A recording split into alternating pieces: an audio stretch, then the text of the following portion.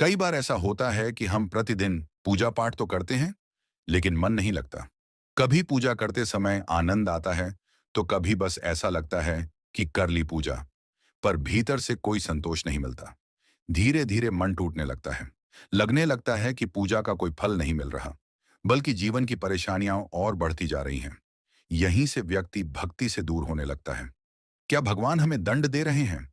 मन में एक भ्रम पैदा हो जाता है कि कोई संकल्प पूरा नहीं हो पाया, प्रसाद या भोग नहीं चढ़ा सके, दर्शन या जागरण नहीं कर पाए, इसीलिए भगवान नाराज होकर कष्ट दे रहे हैं।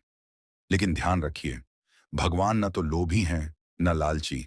वे एक नारियल, चुनरी या भोग के लिए अपने भक्तों को कष्ट नहीं देते।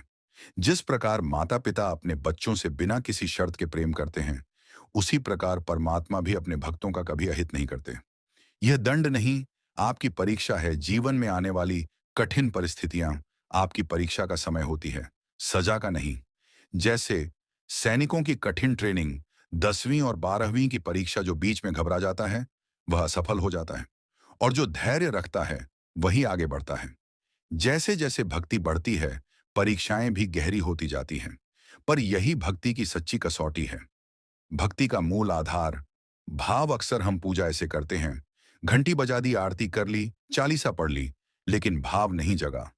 याद रखिए, भगवान भोग के नहीं, भाव के भूखे होते हैं। भगवान पहले यह नहीं देखते कि आपने क्या चढ़ाया, वे यह देखते हैं कि किस भाव से चढ़ाया। पूजा को प्रभावी कैसे बनाएं? अपने आप से यह प्रश्न पूछिए, पूजा करते समय मन भटक तो नहीं रहा? मंत्र जल्दबाजी में तो नहीं पढ़ रहे? उच्चारण शुद्ध है या नहीं? आसन, माला और समय निश्चित है या नहीं? यदि फिर भी कमी महसूस हो, गुरु दीक्षा अत्यंत आवश्यक हो जाती है। गुरु के मार्गदर्शन में किया गया मंत्र जप मंत्रों में चेतना और प्राण भर देता है।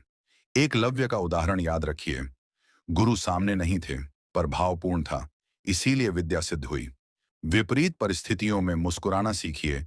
जो व्यक्ति कठिन समय में भी धैर्य रखता है, भक्ति नहीं छोड़ता, विश्वास बनाए रखता है, वही अंत में परम शांति और परम आनंद को प्राप्त करता है। मीरा जी को कितने कष्ट सहने पड़े, पर उन्होंने भक्ति नहीं छोड़ी और अंततः प्रभु में ही विलीन हो गई। निष्कर्ष, आपकी भक्ति व्यर्थ नहीं है, भगवान आपके बहुत निकट हैं। यह समय त्याग का नहीं, विश्वास का है। प्रतिदिन 20 से 30 मिनट पूरे मन और भाव से केवल भगवान के लिए निकालिए। देर हो सकती है, अंधेर नहीं। आपकी भक्ति निष्फल नहीं जाएगी। विशेष रूप से देवी भक्ति और गायत्री साधना कभी निष्फल नहीं होती।